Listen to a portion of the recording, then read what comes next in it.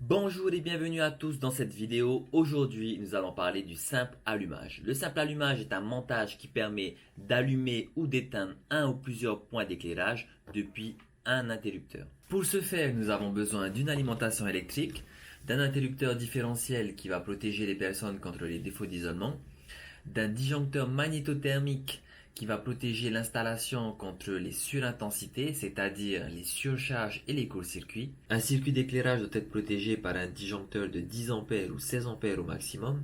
Ce disjoncteur peut protéger 8 points d'éclairage au maximum et la section des conducteurs pour le raccordement doit être au minimum de 1,5 mm².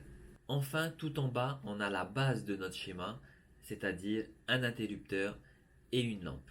En fonctionnement normal, l'interdif et le disjoncteur sont fermés. Cela veut dire que l'état de la lampe va dépendre de l'état de l'interrupteur. Si l'interrupteur est ouvert, comme c'est le cas actuellement, aucun courant ne peut circuler dans le circuit, la lampe est éteinte. Par contre, quand quelqu'un va appuyer sur l'interrupteur va se fermer. À ce moment-là, un courant va s'établir de la phase vers le neutre en passant par la lampe qui du coup va s'allumer. Pour que ce soit un peu plus visuel, j'ai représenté le schéma avec les appareils. Donc on a ici trois blocs, le tableau de répartition avec l'alimentation, l'interdif et le disjoncteur.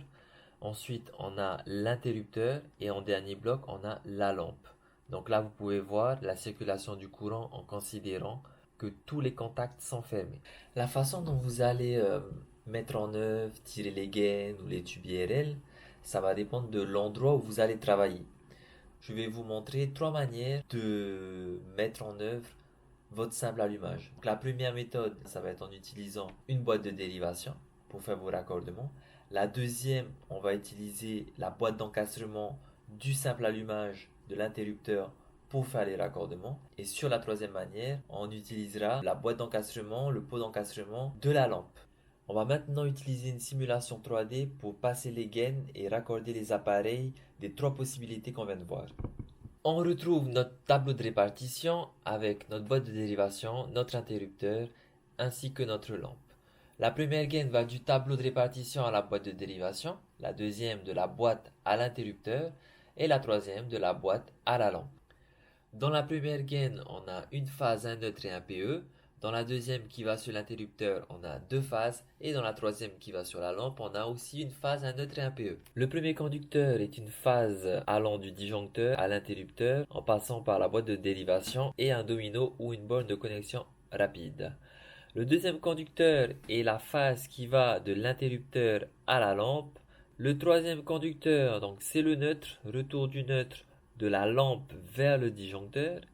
Et le quatrième, c'est le PE, allant aussi de la lampe jusqu'au collecteur PE qui se situe dans le tableau de répartition.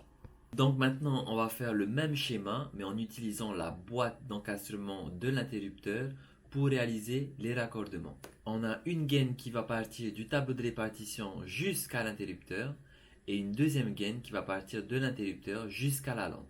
Dans la première gaine, on va avoir une phase, un neutre et un PE. Dans la deuxième gaine, on va aussi avoir une phase, un neutre et un PE. Dans la boîte d'encastrement de l'interrupteur, on va raccorder la phase qui vient du disjoncteur sur la borne L de l'interrupteur et la phase qui va vers la lampe, donc la phase noire, on va la raccorder sur la borne 1 de l'interrupteur. Les deux neutres vont être raccordés entre eux par un wago et les deux PE aussi. Dans la boîte d'encastrement de la lampe, on va simplement raccorder la phase noire sur la borne L, le neutre sur la borne N et le PE sur la borne PE. On passe maintenant à la troisième façon de faire. On va utiliser la boîte d'encastrement de la lampe comme boîte de dérivation. On a encore une fois deux gaines. Une gaine qui va du tableau de répartition à la lampe. Une gaine qui va de la lampe à l'interrupteur. Dans la première gaine, on a phase neutre PE. Dans la deuxième, on a deux phases, une rouge et une noire.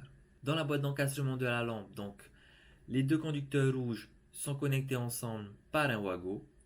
Le conducteur noir va aller se mettre sur la borne L de la lampe, le conducteur bleu sur le neutre de la lampe et le conducteur vert jaune sur le PE. Dans la boîte d'encastrement de l'interrupteur, la phase rouge va se mettre sur la borne L et la phase noire va se mettre sur la borne 1. Nous sommes arrivés à la fin de cette vidéo. Si vous avez des questions, n'hésitez pas à les poser dans la zone de commentaires. On se voit dans une autre vidéo. À bientôt. Ciao.